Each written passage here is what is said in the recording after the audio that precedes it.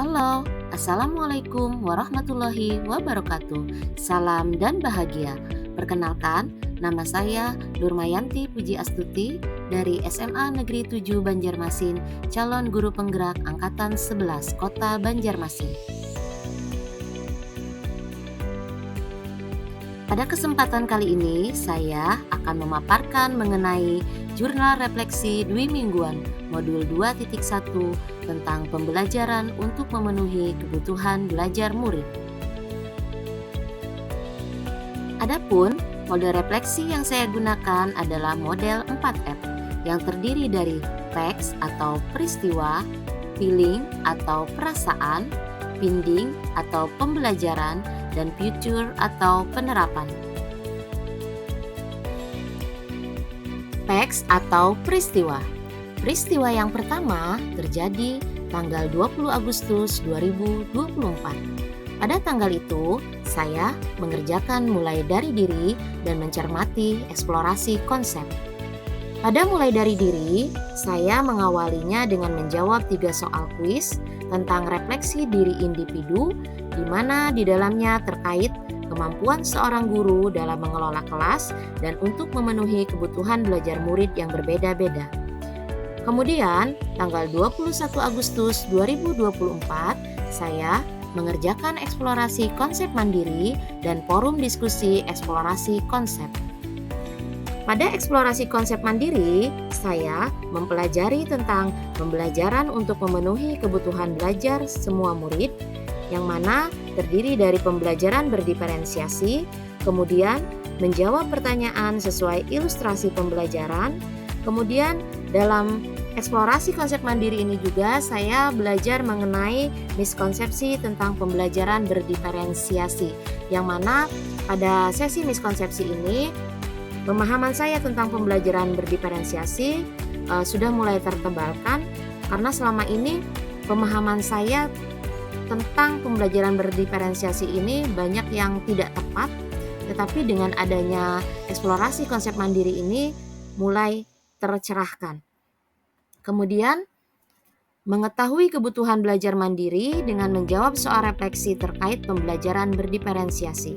Pada forum diskusi asinkron, saya melihat tayangan video, kemudian mencari informasi yang didapatkan dari video tersebut, kemudian saling berbagi umpan balik dengan rekan CGP yang lain. Dan tanggal 22 Agustus 2024, saya mengunggah diagram Freire tentang pembelajaran berdiferensiasi. Fungsinya untuk membantu membangun pemahaman atau kosakata tertentu. Peristiwa selanjutnya terjadi tanggal 23 Agustus 2024. Pada tanggal tersebut, saya mengikuti diskusi ruang kolaborasi, di mana pada waktu itu kami dibagi menjadi 4 kelompok sesuai jenjang oleh fasilitator Ibu Dr. Sri Prihatini Yulia.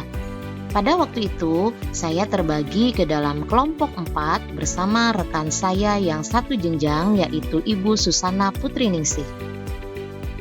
Kami berdua sebelum terjadi diskusi sempat merasa ragu apakah nanti diskusi yang dilaksanakan akan berjalan dengan baik atau tidak, mengingat kami cuma terdiri dari 2 orang, tidak seperti diskusi yang sudah kami lakukan sebelumnya, personilnya bisa 3 atau 4 orang. Namun ternyata pemahaman tersebut terbantahkan. Ternyata diskusi yang terjadi justru sangat menarik dan seru, karena kami di jenjang yang sama sehingga komunikasi bisa berjalan dengan sangat baik. Berikutnya, peristiwa yang terjadi tanggal 24 Agustus 2024. Di tanggal tersebut, saya melakukan presentasi hasil diskusi bersama rekan kelompok dan diikuti oleh fasilitator, pengajar praktik, serta rekan CGP yang lain. Pada saat melakukan presentasi, berhubung dalam kelompok cuma terdiri dari 2 orang, maka saya dan rekan saya Ibu Susan berbagi tugas. Ibu Susan menjadi moderator dan saya sendiri menjadi penyaji. Namun, ketika menanggapi pertanyaan dan juga umpan balik dari CGP lain, Kami saling membantu dan saling bekerja sama untuk menjawab pertanyaan tersebut. Dan tanggal 29 Agustus 2024, saya mengunggah tugas hasil diskusi dan juga presentasi pada menu LMS. Peristiwa selanjutnya tanggal 27 dan 28 Agustus 2024. Saya mencermati tugas demonstrasi kontekstual, kemudian membuat perangkat ajar berdiferensiasi dan mengupload di LMS untuk didiskusikan bersama rekan CGP lain, dan kemudian setelah berdiskusi dan mendapatkan masukan dari rekan CGP, maka melakukan perbaikan perangkat ajar, kemudian mengunggah kembali pada tugas demonstrasi kontekstual di LMS dengan due date tanggal 2 September 2024. Kemudian, pada tanggal 29 Agustus 2024, saya mengikuti elaborasi pemahaman bersama instruktur Ibu Upi Fitriani, yang mana sebelum sesi ini dimulai, CGP terlebih dahulu membuat pertanyaan tentang hal yang belum dipahami kepada instruktur lewat LMS. Selama elaborasi pemahaman ini, pemahaman saya mengenai pembelajaran terdiferensiasi atau berdiferensiasi mulai tercerahkan dan tertebalkan. Rangkaian peristiwa yang terakhir terjadi pada tanggal 30 Agustus 2024. Saya mencermati tugas koneksi antar materi dengan due date tanggal 4 September 2024. Dan pada tanggal 31 Agustus 2024, saya mengerjakan jurnal refleksi dwi mingguan modul 2.1 dan mengunggahnya pada menu LMS.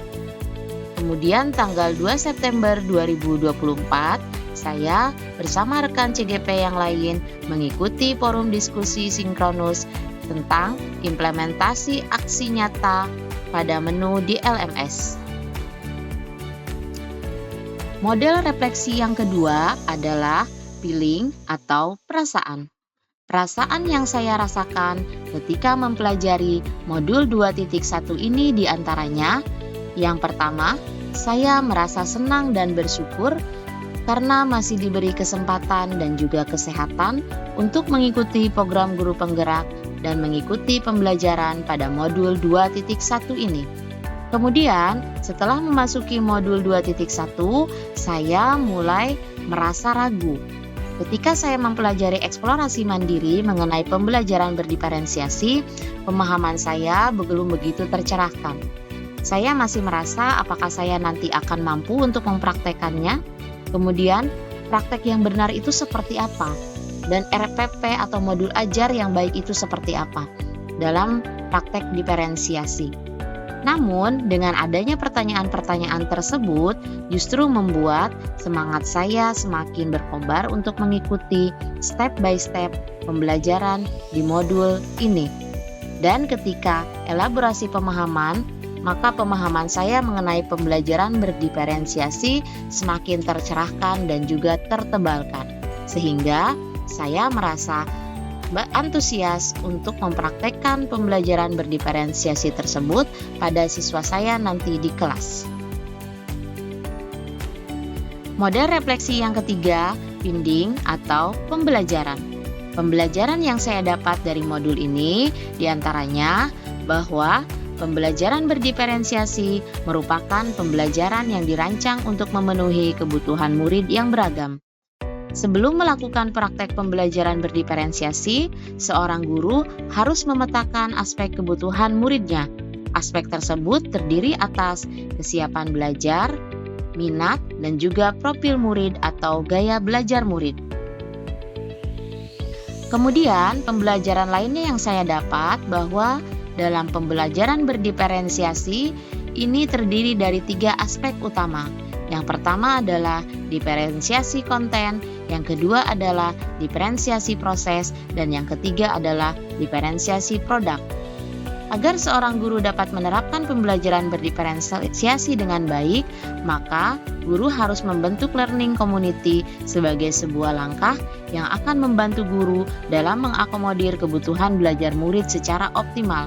Selain itu, guru juga perlu memiliki pemahaman tentang karakteristik iklim pembelajaran berdiferensiasi agar mampu menciptakan lingkungan yang mendukung untuk praktik pembelajaran berdiferensiasi. Mode refleksi yang terakhir yaitu future atau penerapan. Setelah mempelajari modul 2.1 ini tentang pembelajaran untuk memenuhi kebutuhan belajar murid, maka saya akan menerapkan praktik pembelajaran berdiferensiasi pada kelas yang saya ajar, dengan terlebih dulu menentukan pemetaan kebutuhan murid, yaitu berdasarkan kesiapan belajarnya, minat murid, dan juga berdasarkan gaya belajar mereka atau profil murid. Hal tersebut dapat saya ambil yaitu melalui asesmen diagnostik awal, kemudian lewat observasi langsung aktivitas mereka di kelas maupun melalui tes bakat dan minat dengan memanfaatkan aplikasi online. Kemudian, saya akan membuat modul ajar dengan tujuan yang jelas sebagai langkah awal untuk memudahkan praktik tersebut. Demikian yang bisa saya paparkan mengenai Jurnal Refleksi Dwi Mingguan Modul 2.1. Terima kasih sudah menyimak. Wassalamualaikum warahmatullahi wabarakatuh.